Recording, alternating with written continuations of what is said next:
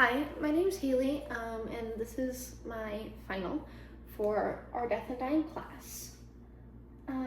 So the most important thing that I have learned this semester is just about grieving and bereavement.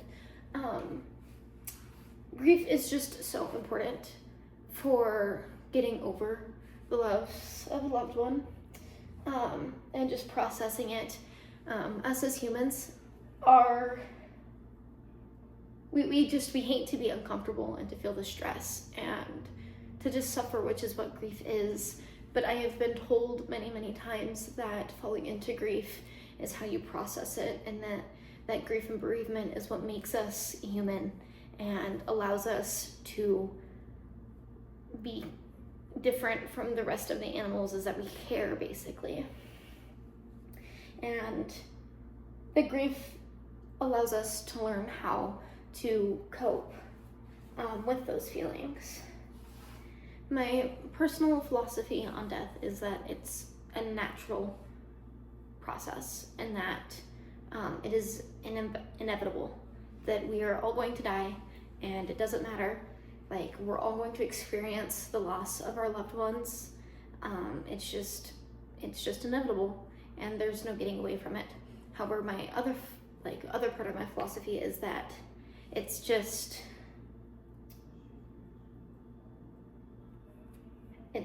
a transformation. It is a new beginning. We die, but it's not the end. It's the start to a new life. I believe in an afterlife, and I don't know if we die from the next afterlife, but if we did, it just makes sense that the energy cannot be destroyed or created, and so we live these cycles, and I believe in that. As someone who only owns a car and I rent and don't necessarily have anything to my name, I don't have a last will and testament. I do plan on having one after I get married here soon. I will be creating one with him. I've thought about it, and I think that makes a lot of sense after we've been married. I am an organ donor. As you can see here, I have the donor Y on my license, and that will be posted with this. And I always plan on being an organ donor after my time doing shadowing at Serenity Funeral Home and Cremation Center. We had a guy come in who was an organ donor, who I was able to see, and how they replaced the bones and stuff. It makes sense to be cremated, if that makes sense, after that.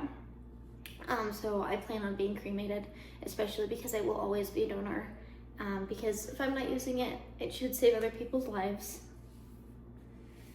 And personally, I don't want a funeral. I've had lots of people die in my life.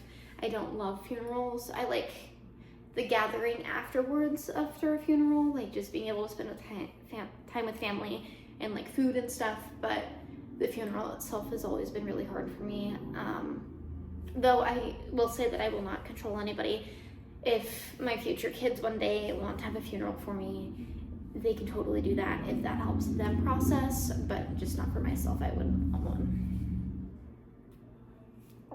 So stories with my friend's family on Death and Dying is that both my parents, they're divorced. I talked to them a little bit about their wills, and I find it really funny that I've got an older sister and a younger brother, and I'm the only one that is on their last will and testament. And the reason behind this is because they trust me to split everything evenly and to take care of them. So I'm the only one that's on them, and then it also made it easier to do that instead of trying to figure out how to split it all. So I am the sole beneficiary to both of my parents. And so I think that's kind of wild, because I don't think a lot of people could say the same unless they're an only child. And then this class has also raised a lot of questions for me between my fiance and I. And we actually spent some time talking, and I actually posted this into one of the discussions that I asked him about being a donor, and he feels really uncomfortable about it because he thinks it's weird that someone else would be walking around with his body parts, even though he'd be dead and wouldn't know any of it, but he just thinks like my heart pumping and somebody else's body, like it just feels weird to him, which makes sense. And I don't feel that way and he does, so I don't like want to pressure him in that.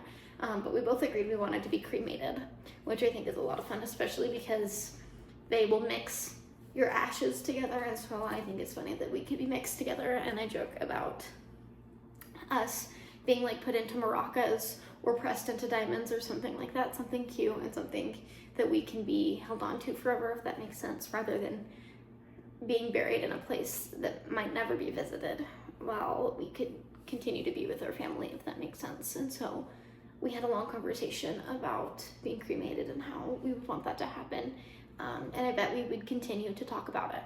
I am going to post this on my presentation, and I think that's all. Thank you for a great year.